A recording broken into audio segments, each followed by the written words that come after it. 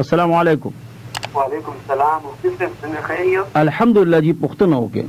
ما چې دا تاسو ټول د خلک چې ګوتمي اچي نو دې باره کې شریعت څه دي؟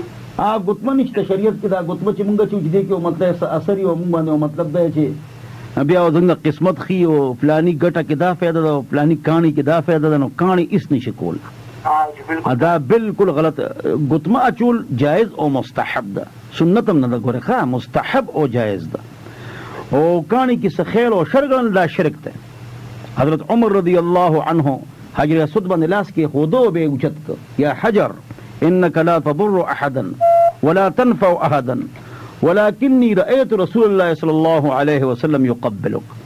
اے ګټي د حجر اسود تاکي خیر او شر نشته، تا ته ذکر لاس لګوم چې نبی رسول الله لګولې ده، بس نه خیر او شر مالک الله دی.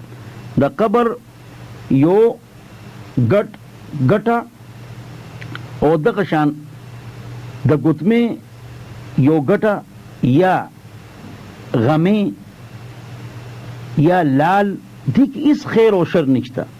دا اسې خبره ده، اچول جایز دي. خیر او شر مالک چې دی هغه یو الله دی. د شرعي مسلو